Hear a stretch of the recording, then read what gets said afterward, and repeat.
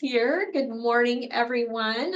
My name is Mariko Sell. I am the Executive Director of the Alaska Workforce Alliance. I'm joined today by my colleagues, Jamie Trapp, Program Coordinator for Alaska Workforce Alliance, and Carrie Ann Carty, our President and CEO.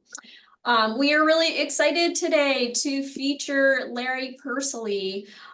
He's here to give us a legislative update, and I always love his legislative updates. He does it with humor and straightforwardness, and so I think you're in for a treat. I'm gonna mute some folks, but make sure you mute your mics if you're having side conversations today. Just so everyone knows, this BEC meeting is recorded. All our BEC meetings are recorded, and we post the meetings on our website. So if you've missed a BEC meeting in the past, just go on our website, check it out, and you will be able to watch the recording. If you have any announcements that you'd like to share with the BEC listserv, please put it in our announcement link, which I am going to just stick in the chat. Actually, maybe I am not gonna stick it in the chat because I don't know where my meeting bar is, but if Jamie or Carrie, maybe Jamie, could you try to stick it in the chat if you have that link? Okay, and then I always want to remind everyone to please join our BEC listserv. If you did not get a meeting reminder, that means you're not on the listserv. Just join. It's really easy to join the listserv. You can go on our website and click on join the BEC listserv. We'll try to put that in the chat as well. We announced that Alaska's Workforce Future is now a final document that's also on our website, so you can check that out if you haven't already. And with that, we'll do a quick safety moment. Does anybody have a safety moment for us before we get started?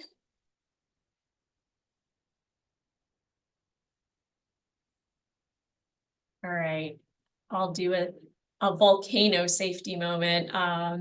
So if this is an opportunity for those of us that are living near the volcano that might erupt either tomorrow or in 2 weeks or never. We want to be volcano prepared. I found a American Red Cross one-pager that had some good tips on there. The recommendation is to have a go kit. So that's a kit of supplies that you can take and carry with you, or and a stay-at-home kit. So those are 2 weeks worth of supplies for staying at home. Have your N95 masks ready, some long-sleeved shirts and pants, and goggles for eye protection. You also want to prepare some drinking water. You'll want to have extra medications on hand in case you run out, and then having your documents, your identifying documents, your financial medical records that you're going to need easy to access is a really good idea. And these are just also general disaster preparedness tips. So maybe take this opportunity to get yourself prepared for any emergency, but let this spur you. All right. Anyone else have a safety moment they'd like to add? If not, I will go ahead and introduce Mr. Larry Persily. Over the last 49 years, Mr. Persily has owned weekly newspapers in Wrangell, Juneau, and Skagway. He's worked as a reporter and editor for the Anchorage Times, the Associated Press, the Juneau Empire, and Petroleum News. He served as the visiting Atwood Chair in Journalism at the University of Alaska between 2019 and 2020, and he now mentors reporters from small newsrooms in an ongoing training program to cover the legislature. He has vacillated between reporting on public policy, writing his opinions on public policy, and trying to make policy over the years. And with that, I will hand the microphone virtually over to Mr. Persily to take the stage. And I'm gonna highlight your video. Well, thank you. I appreciate the introduction.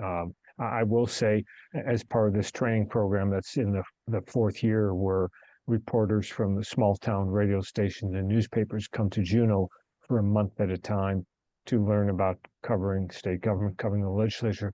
One thing I am trying to teach all of them is how to be cynical. Because I think, and this year in particular, that's kind of where we've landed. The big issue in Juneau is that day that many people feared would come, talked about coming. Oil and gas or oil production off the North Slope peaked in 1988. It's been kind of downward since then. The oil pipeline, Trans-Alaska Oil Pipeline, is, depending on your outlook, it's either 3/4 empty or 1/4 full.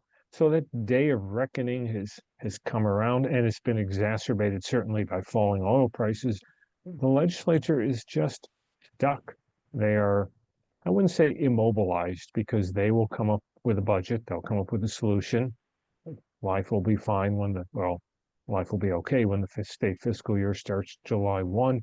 But they're looking at a deficit before oil prices have fallen in the last week. They were looking at a deficit combined for this fiscal year and the new one that starts July 1, 600 million, 700 million, somewhere in there. Oil prices on January 15th of this year were $80 a barrel. They were $65 a barrel yesterday and look to be dropping another couple dollars today.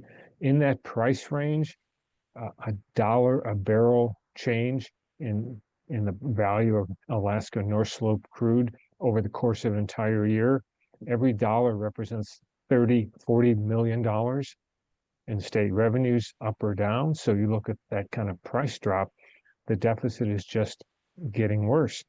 But yet, after 2 generations of no income tax, 2 generations of dividends, the public expectation is not based on reality. And through the years, we've elected, we've got a governor and a lot of legislators who, they recognize the math, but it takes a lot of political will to deal with it. So we're in a bad situation. We really are. There is a tremendous demand, tremendous pressure on the legislature to increase the state funding formula, base student allocation for public schools for K through 12. Some people would say, well, it really hasn't gone up appreciably in a decade. If you just increase the formula for inflation, that base would go up 30%, 33%. Well, that's not going to happen. So they sort of settled on, I think it's about a 16-17% is what they're asking for.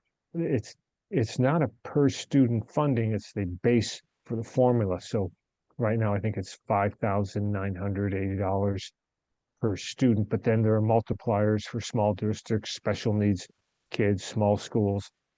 So actually the per pupil funding ends up much more than that $5,980.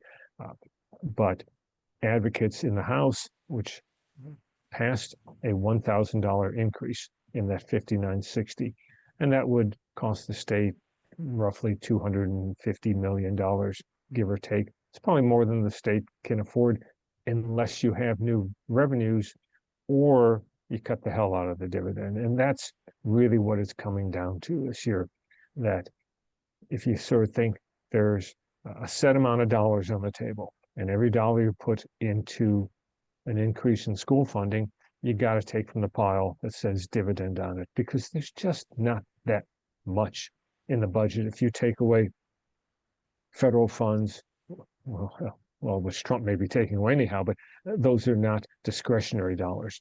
If you, outside of education funding and the dividend, there's not a whole lot to play in the budget.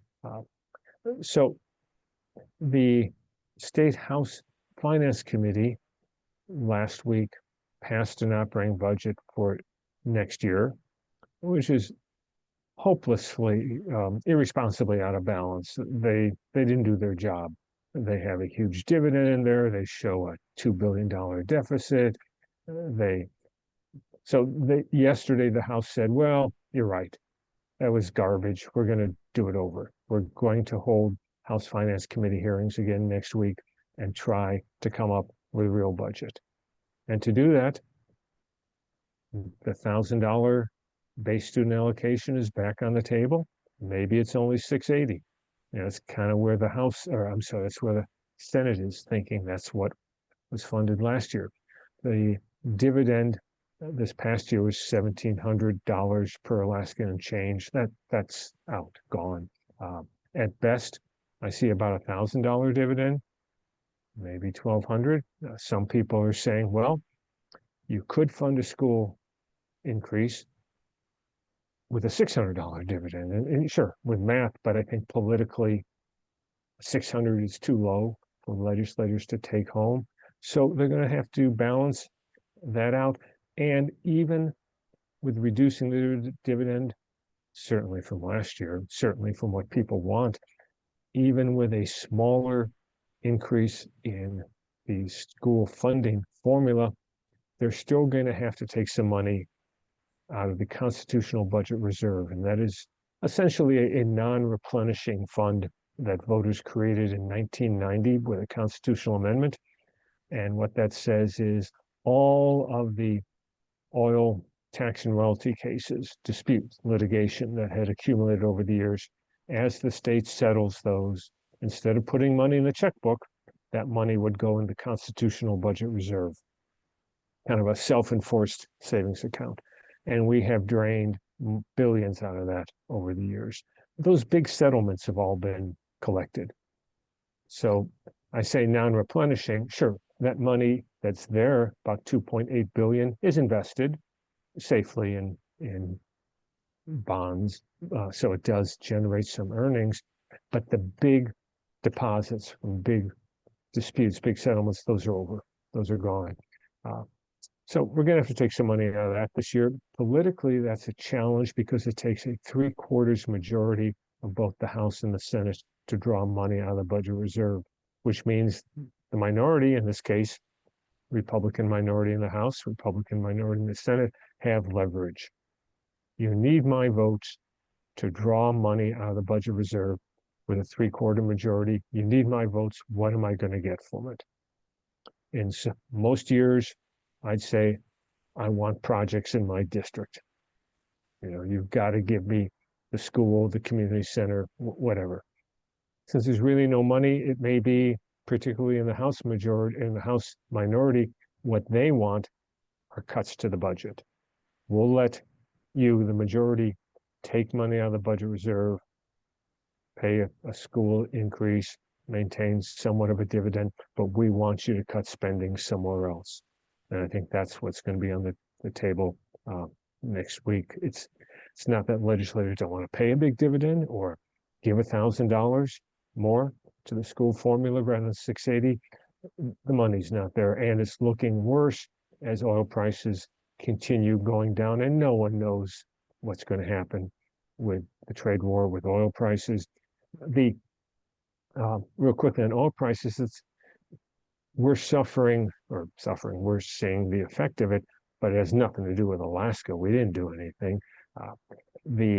As President Trump starts or accelerates the trade war, the expectation is that the global economy will slow down, thus demand will slow down.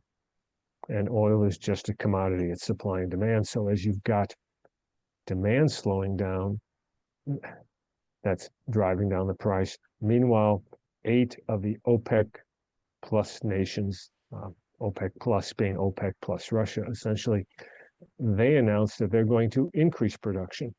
So more oil coming to the market while there's less demand for the market. I never took an economics class, but that's driving down the price of the commodity. And we're going along for the very unpleasant ride. One last thing, certainly, you could argue whether we have a spending problem or a revenue problem, but to get it balanced, you've either got to cut spending or raise revenues. The state Senate wants to raise revenues. They want to pass a bill I'll call the Hill Corp bill. Hillcorp is a privately held company, S Corp LLC. I forget which one LLC, I believe. As such, under Alaska corporate income tax law, privately held corporations, S Corps, LLCs, do not pay corporate income tax. And that's Hillcorp, but it's also certainly medical practices, imaging practices, CPAs, a lot of professionals, a lot of small businesses are LLCs. It really wasn't an issue until a decade ago. Well, short of that, I'm sorry. Hillcorp came to Alaska, bought up Cook Inlet properties, and then bought out BP's assets. So BP used to pay a corporate income tax. Hillcorp doesn't. It's not a loophole. It's nothing they did. That's the way Alaska law is written, and wasn't much of a concern until BP left. Hillcorp came in, and we found ourselves short of cash. So the Senate is poised to pass a bill that would amend the corporate income tax code to grab Hillcorp. The House, a lot of members, that could be, depending on the price of oil, anywhere from $50 to $150 million a year, a substantial amount of new cash. There are not 21 members in the House willing to go that route right now. They're just saying, no, we're not going to do it. So that's blocked. The Senate also seems inclined to change a credit system that applies to oil production taxes. Has to do with when prices are lower, the companies get a deduction off their taxes per barrel between $1 and $8 credit against their taxes when, like I said, when prices are lower. And the Senate seems interested in wiping that out, or at least reducing the credit. That could raise another couple $100 million or so, depending how you do it. So the Senate is saying to the House, gee, we don't think you can afford that big of an increase in the base student allocation. But you could if you raise new revenue. We have a couple ideas to raise new revenue, and the House right now does not have 21 votes for it. So we're kind of augured in. Legislature faces a midnight, May 21st, constitutional adjournment deadline. If they don't make it, they have a choice of calling themselves into special session, which takes a 2/3 majority of each chamber, or the governor can call them back. And if the governor calls them back, he sets the agenda. If they call themselves back, they have the agenda. So they don't want a special session if it came down to that. I guess to be a matter of strategy, what's going to be more productive, a big agenda set by the legislature or a very specific one set by the governor. I guess with that, maybe I could go on too long about this stuff, which is just a polite way of saying I have no life outside of this. Better I take questions, if that's okay with you, Mariko. Absolutely. I might just start with a question, Sure. and please go ahead and put it in chat or raise your hand so we can see you. The budget is on everyone's mind. How realistic is it that we are going to be able to pass a sustainable budget this year? And I know you've been talking about some of the trade-offs, but can you kind of elaborate a little more on what some of those trade-offs might look like?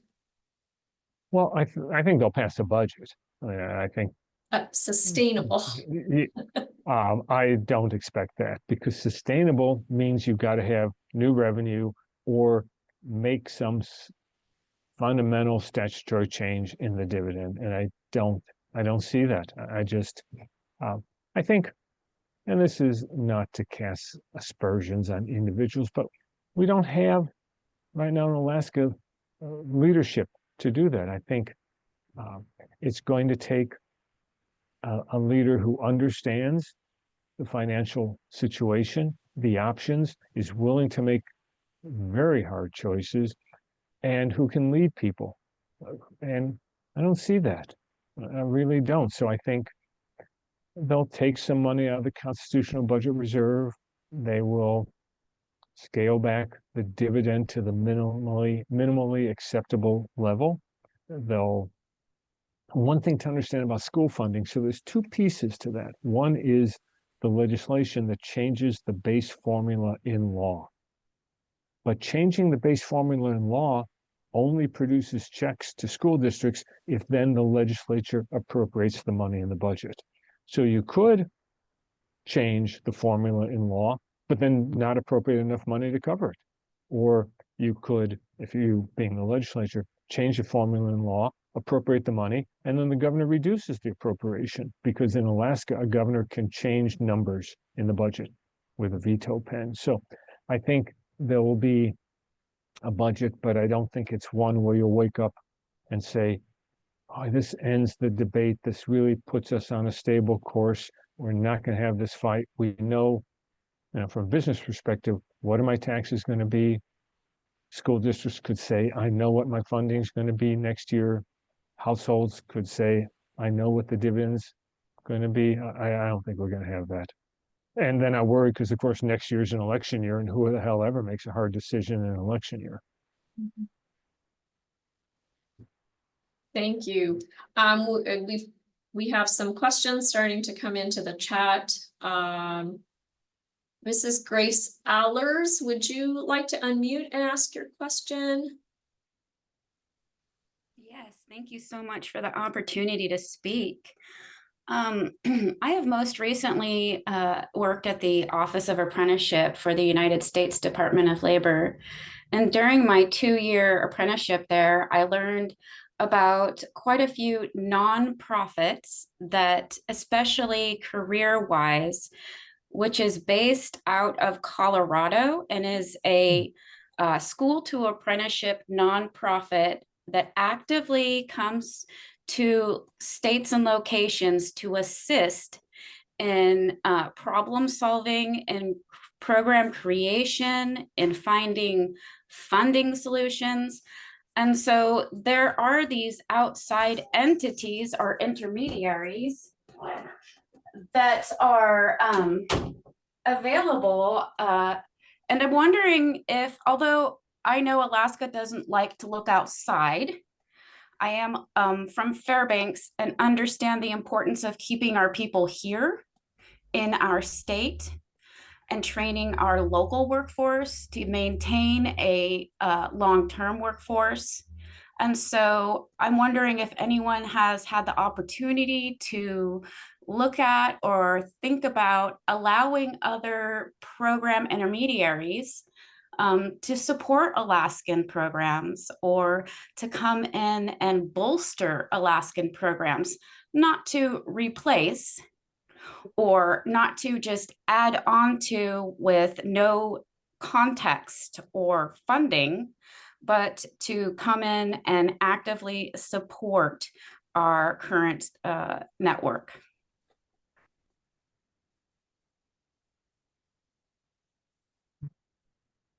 Well, I don't think I'm qualified to answer that. So, Mariko, maybe.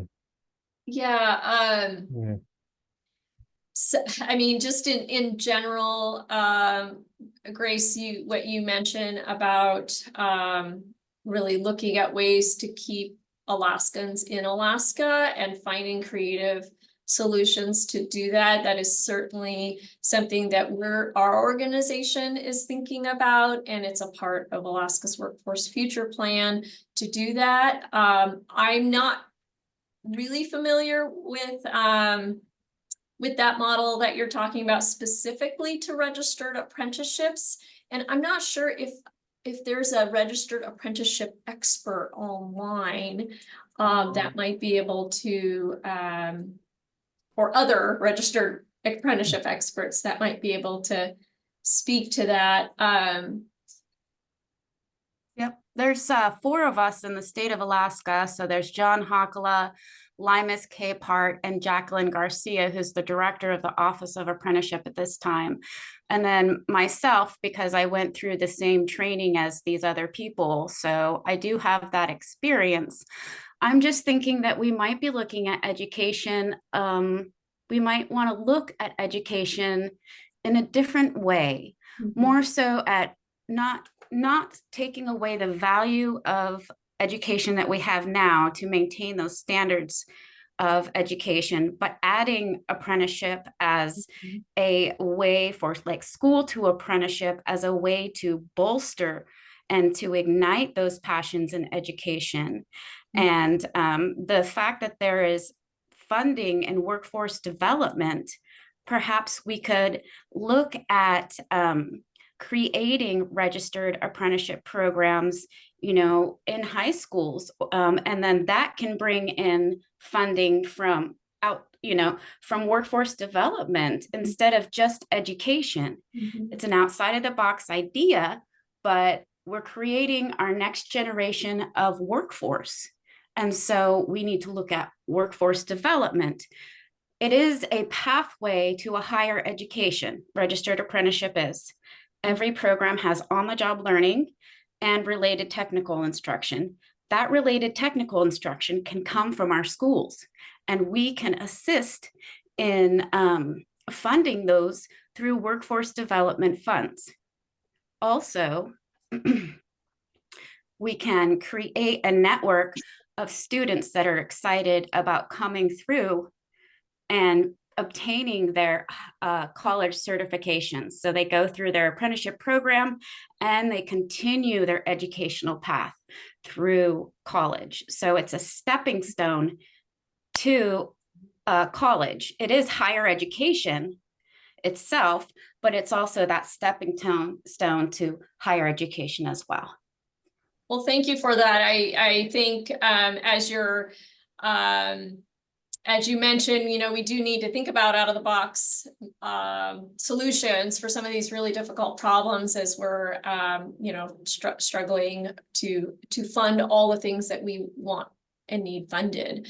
And it sounds like there's some comments in the chat that let's see, Jeff Steepro, the Associate Director of AWIB, he is mentioning that AWIB is looking at entities such as CareerWise to assist in creative solutions, and it sounds like Carol has been working with the Federal Department of Labor to incorporate registered apprenticeships in Bristol Bay, and Niboni is mentioning career academies at the Anchorage School District. So thank you for that comment. There's another question in the chat regarding let's see, actually, Josh Zula with the Alaska Anchorage Economic Development Corporation. Would you like to come on and ask your question?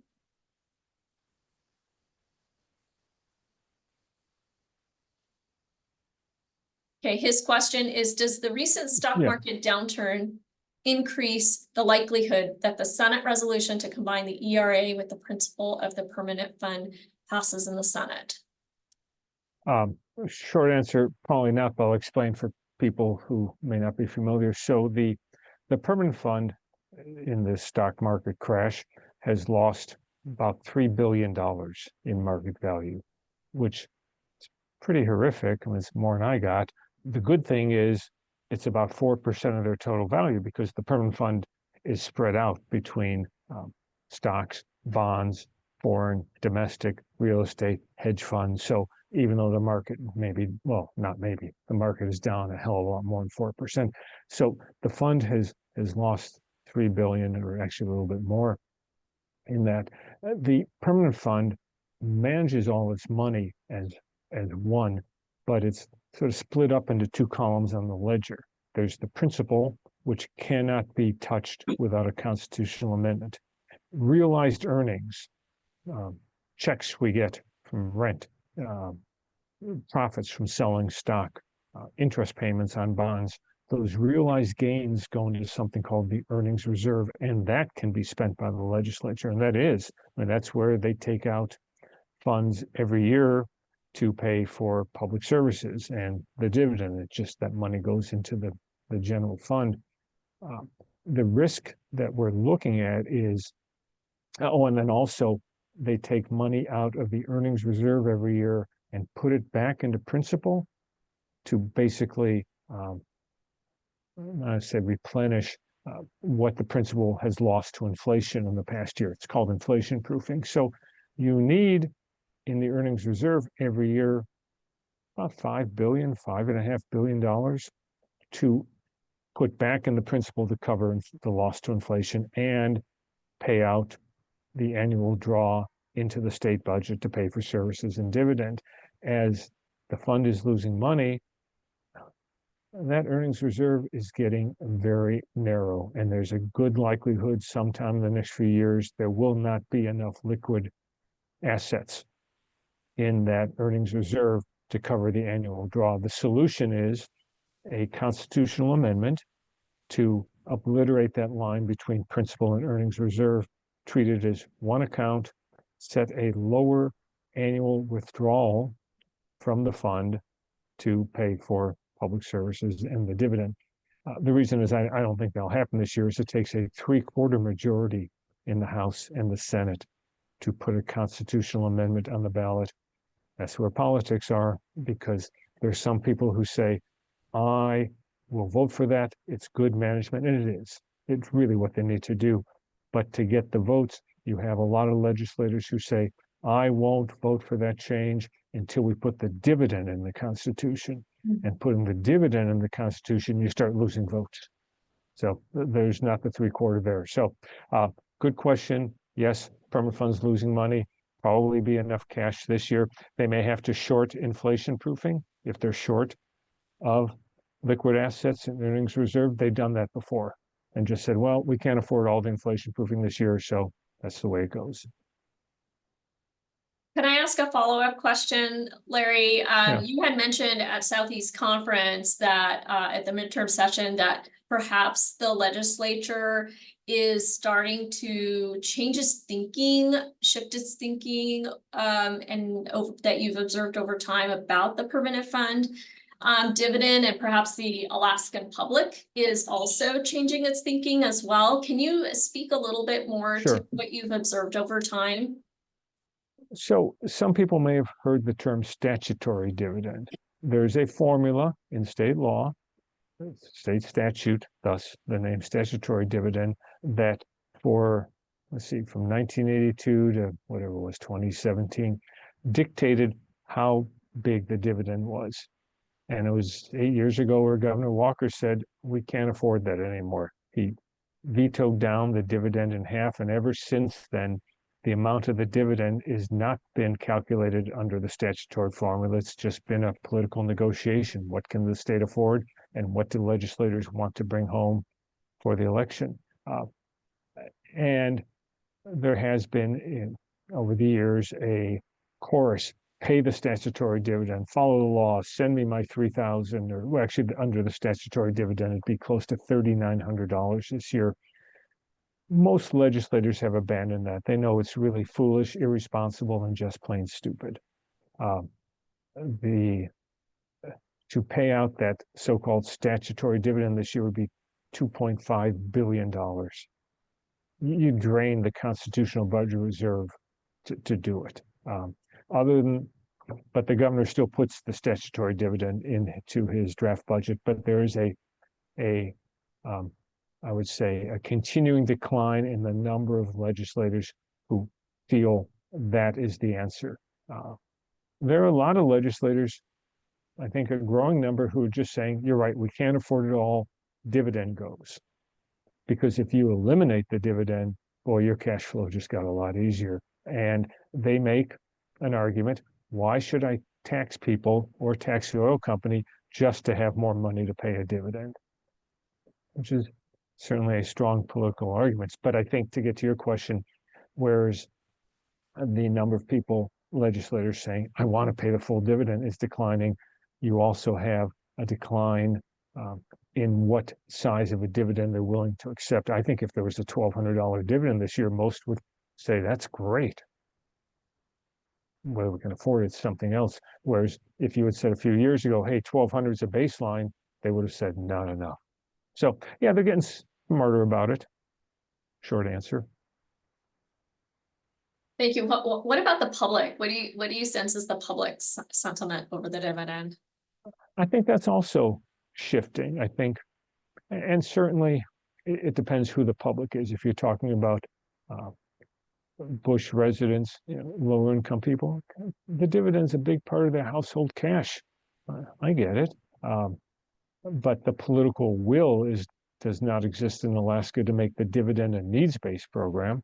But I think as schools continue to cut back and programs continue to get cut back, I think an increasing number of people are saying, okay, maybe the dividend isn't God Almighty unto itself, and we have other needs we have to address. So I think that is coming around. We'll see certainly next year.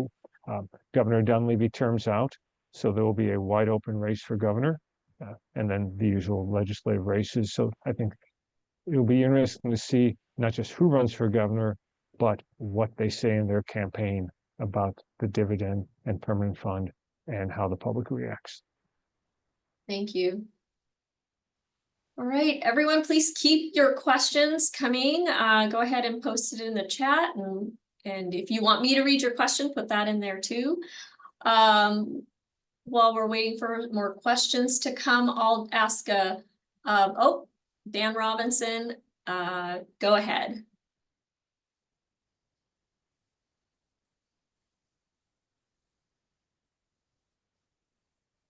Or I can ask it. Dan asks, can you talk a little bit more about how Alaska is unusual in having a disconnect between what drives our revenue and what drives our spending needs?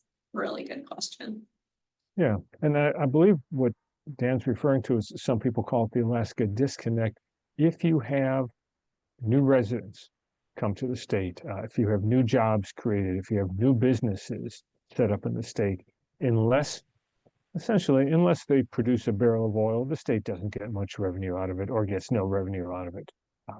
You know, if they're a privately held company, there's no corporate income tax. The only companies that pay property tax to the state are oil and gas companies. They pay property tax to the municipalities with no state sales tax, state income tax. New workers on their own produce no revenue to the state for the schools and the roads and the services that they rightfully expect and that are important to the quality of life.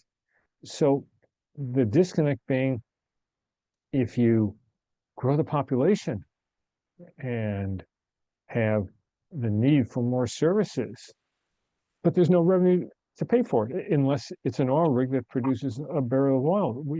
If you think of economic activity as good for the state, it's really not.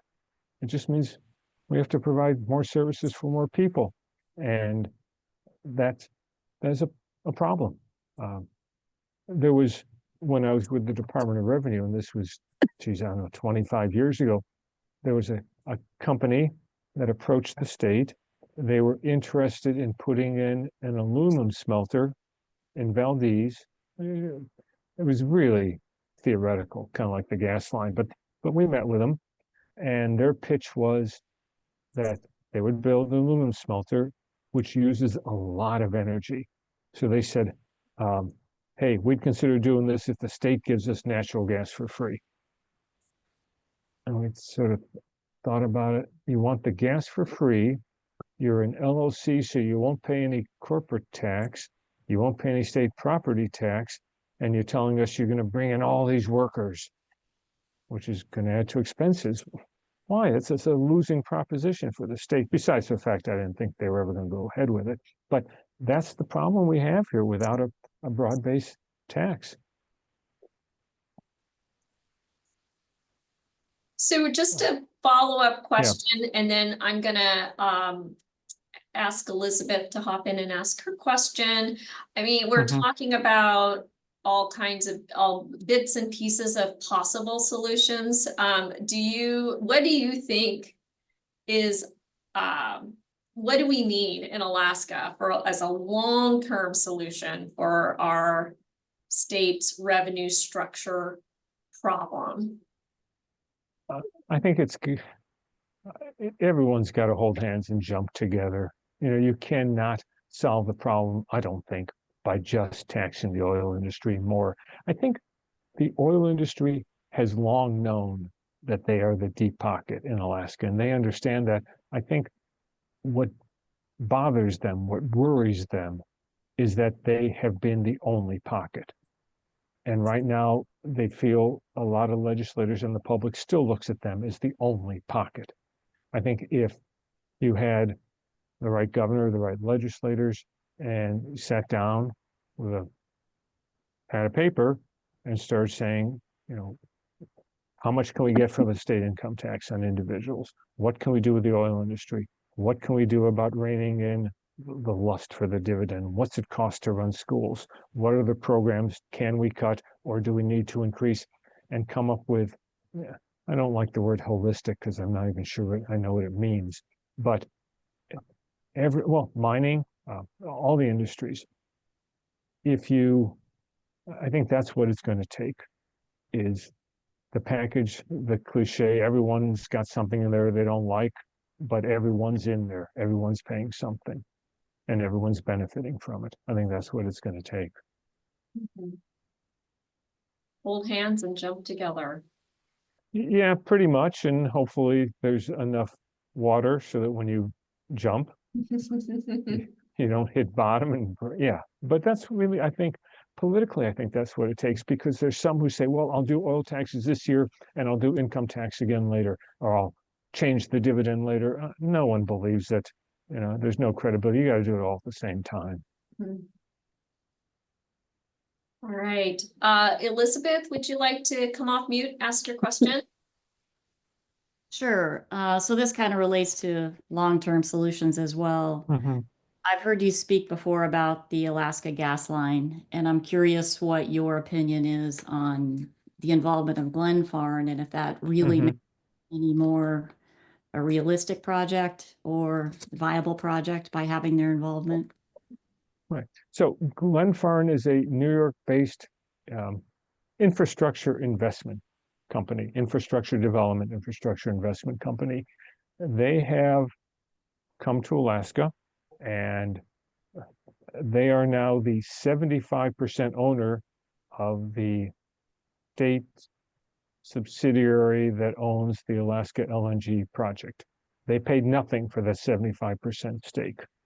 They have promised to spend $50 million to do some engineering to refine the old cost estimate to see what it would cost.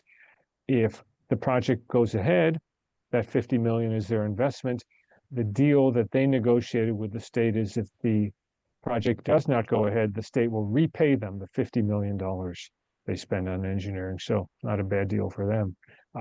I don't think it really changes anything. I think it raises the visibility.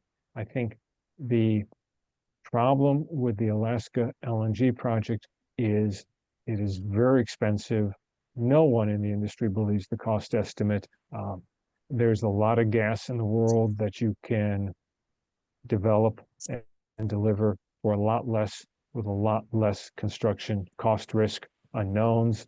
Also, I think another thing working against us is even with Glenfarne involved now, I believe if everything went together well, I don't think you'd see gas coming out of Nikiski for at least 8 years, maybe longer. That's a long time to tie up 40, 50, 60 billion dollars waiting for return on your capital and hoping the world and the market doesn't change. So I don't think it changes it. I think what honestly is turning it from impossible to only remotely impossible or stuff is President Trump's tariffs. South Korea, Japan, Taiwan don't want to be treated like China, and they have told the president and others, yes, we'll look at Alaska LNG. Please get off my back on the tariffs. I don't think they'll spend any money. I think they'll look at it, and after a couple of years say, yeah, we looked at it just like we've looked at it for 40 years. It doesn't pencil out, but it has breathed new life into it. One other thing real quickly. So Glenfarne is also the developer behind 2 liquefied natural gas export projects on the Gulf Coast. One in Louisiana, which they're far away from making any kind of investment decision. The other is a small project in Texas called Texas LNG. And Glenfarne took it over, I don't know, 8 years ago, maybe more than that.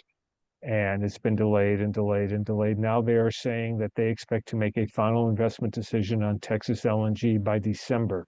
to give you a perspective, Texas LNG is 4 billion, our project's 40, 50, 60. So much bigger, but they are trying to get into that business, albeit on a very small scale in Texas. Thank you. Hey, Bert, come on in. Ask your question. Absolutely. So my question is kind of with your access to some of the people you have. Whenever I'm trying to push things, you know, you always look for I always call it the what's in it for me, the who gas, right? Like you listen to the right station. So with the current administration, legislators, what's like the big who gas that we can, like if we want to wrap our program around that gets them to be interested and paying attention, like what's the catchphrase for them? Let's say I'm trying to understand. So in terms of what programming would they listen to? Okay, yeah, I'm sorry. So if like I'm at Anchorage School District and we're obviously Right. pushing for funding for schools, Okay. like Right. was talked about like apprenticeships and internships and Yeah. pushing some of those initiatives. What when we walk in and talk to legislators or talk to administration, through what lens do they like that framed so they're more apt to say yes? Well, they love success stories. You know, if you think you're a legislator or governor, there's a long line of people in the hall who are asking for money and saying bad things are going to go happen if you don't do this. I think one way to, I'm not sure, get to the head of the line, but move up the line is, hey, we had this money and this is what we did with it. And here's a success story. And if you give us $1 more, we can have more of that. So I guess success stories rather than, because they're not say cold, they're getting numb between the state program cutbacks and the federal program cutbacks. And I feel bad for legislators. Literally, the number of people coming here and saying, my God, I got a problem and I need some money. It's just, you got to break through that. And a success story is probably the best way to do it. Oh, Okay, thank you. thank you, Larry. Mhm. Dave, I know you had a question about oil prices. Some of it might have already been answered, but I just want to invite you to come on in. Yeah, I guess, Larry, one of the questions I had was, we've been through a lot of different scenarios over the last 30 years with the oil and gas arena. One of the issues was every time we have a drop in the oil prices, it starts to make those oil and gas folks really think about the long-term investments. And at that same time, many of them are cutting the labor force to produce. So the real question here is, what kind of things do we see coming if we have this $60 or lower oil? What are we going to see? Are we going to see pipelines not having enough oil to produce? Are we going to see rigs being shut down for exploration as well as for production? And what do we do with the workforce that is going to be coming out of there? We talk a lot about training the workforce for the future. Well, what happens if we start really diminishing the workforce that we've got out there already? And when we talk about this kind of goes back to the comment about income tax. We talk about having that workforce that's out there. They bring a lot to the state, but they also take a lot from the state. So I guess that's a long-winded question, but basically, what's the crystal ball from Larry? Well, I guess the good thing is oil industry, they think long term. You know, they don't say, oh my God, prices dropped today. I got to go immediately save $1. So you do have Santos, which is developing the Pica project, which is supposed to come online next year. They're not going to change that. I mean, they spent a few $1 billion. They want to bring that sucker online, start producing and generating some income. ConocoPhillips, which is spending billions on the Willow project, same thing. They're not slowing that down. They're in, their feet are planted. They're not going to walk away from the investment. They're going to finish it. I mean, I'm assuming oil prices don't drop to $10 or something. They have enough money to do it. The question would be for Pica, that's phase one. They've always said we could do another phase. Well, they're like the rest of us. If you don't have the money to do something, you say, well, I was going to do the roof this year. I got laid off. I can't do my roof. So the question will be, after Pica gets phase one running, if it runs the way they expected, but if oil prices are a lot worse, it will not generate enough free cash, or it may not, for them to go ahead for phase two as they may have wanted. Same thing, Conoco has said, we're going to do Willow, but there's more prospects out here. You're right. That's where you would notice it. If oil prices really stay low throughout the year, that Conoco would have to make its capital allocation decisions for next year, and ConocoPhillips Alaska and ConocoPhillips Oklahoma and all the others will go to the board and say, we have these prospects. And the board will say, well, we thought we were going to have X billion to spend on new drilling this year. Don't have that much. We got to scale back. What are the best prospects? So you could see it longer term delaying new exploration, new development in Alaska, which isn't good, but again, not much the state can do. One thing on income tax, you're right, there's a lot of non-resident workers in Alaska, always has been, always will be. An income tax would at least get something from those workers. And that's why I personally favor income tax rather than a sales tax. Non-resident workers don't spend that much money in Alaska. So if you really say that non-resident workers should pay something toward the services of the state they take their livelihood out of, you're going to get a lot more out of income tax than the sales tax. What sales tax is going to get them on what the retail they buy in between airport flights. So so we're not going to see an immediate change in oil exploration development, but when companies set next year's budgets, depending where prices are, you may see it.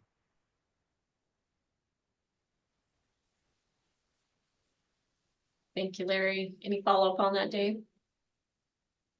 I guess the only follow-up Yeah. is what you're talking about is creating long-term, unless things change considerably, long-term, you may not have the kind of the amount of workforce that's necessary for doing those projects. That in turn gets reflected on the things that were already talked about for apprenticeship programs, for school to work kinds of programs. You got to have a workforce that is demanding to get those kinds of funding opportunities, and that again is one of the dilemmas I think that we're dealing with in the state. Is everybody talks about getting people ready for work, but if there's no work, Right, or the work is not that attractive. The tourism industry needs thousands of people in the summer, fishing thousands. I can tell you from a newspaper perspective, we're always looking to hire. The jobs don't pay that well. There's no insurance. Who the heck wants one of those?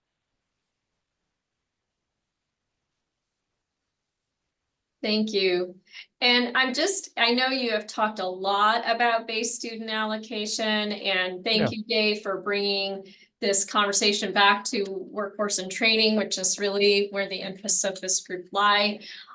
Do you have any other comments on what some of on the base student allocation? I know a lot of us on here are looking for, how can we pass a permanent increase and get, you know, the funding that we need for education to really train up the next generation. It's, and some of it is kind of a chicken and or the egg problem, because if, you know, we have to provide a good educational system for the future of Alaska. And if we don't, the fear is that things will continue to go downhill. Can you speak on that a little bit more for this group? I think you got to get some money on the table. And I don't mean that like raise money yourselves with bake sales. I just, look, I doubt there's a legislator in the building who doesn't support workforce development, job training, and all the rest. In legislative parlance, a bill, a piece of legislation that has a cost to it, gets what's called a fiscal note. It's where the department that is affected estimates how much it's going to cost to implement it. Right now, any legislation that has a fiscal note has got an anchor around its neck, because that means it needs new money that's not in the budget and that's hard to get. And until we can, well, I'm not advocating, but if you eliminate the dividend, then there's plenty of money on the table. If you're talking about funding the base student allocation, job training, other programs, but short of that, it's new revenue. I mean, you don't want to accelerate your draw from the permanent fund, because we're probably already taking out more than we should in terms of how much can the fund generate year in, year in, year out without losing value. So it'd be like accelerating the draw from your IRA and then finding, gee, I'm still alive and I spent it all. So we need some more money on the table. I mean, I think so. Now, of course, there are others who say, no, we just need to cut somewhere else. But you got to get some dollars to pay for the programs. And, you know, they're not big. These aren't hundreds of millions. A few million, 10 million, 20 makes a big difference in some of those, but still hard to squeeze that out in this kind of a budget. Thank you for that reality check, Larry. So I'm going to switch it up a little bit and ask if you have seen. We talk a lot about how important it is to have collaboration between government and the private sector in workforce development. Have you seen any initiatives or policies that are being proposed to foster partnerships like that?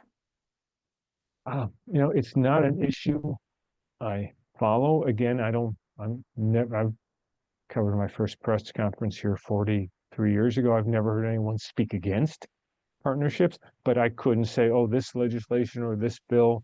I just know, like I say, no one's against it. I think right now they're so focused on coming up with a balanced budget, finding a solution to the dividend-based student allocation, fighting over new revenue, that for these next 5 weeks or so before they adjourn, it's going to be hard to get the majority of legislators to focus on anything else. I think we've heard that message today. Thank you, Larry, so much for coming on here. Do you have any final comments for our group?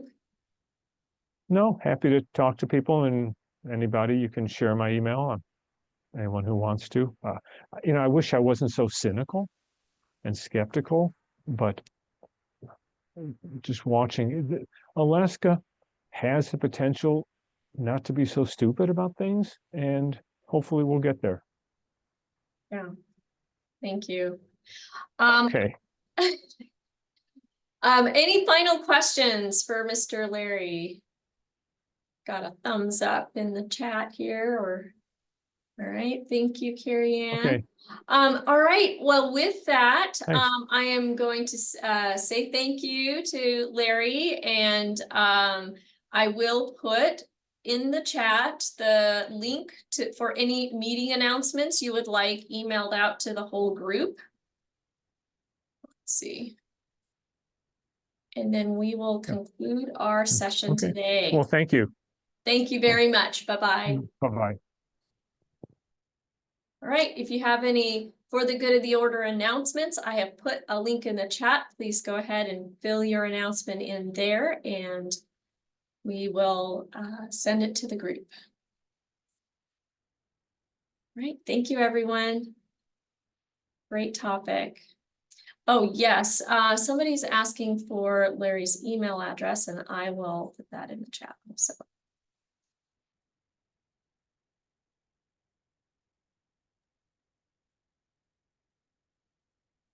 Maury, one thing to mention maybe is that Larry has a weekly or sometimes two times a month letter that goes out. If you're not on his mailing list, that at least traps the content for some of the things that were talked about today in terms of revenues, where the oil and gas groups are particularly comparing to the nation.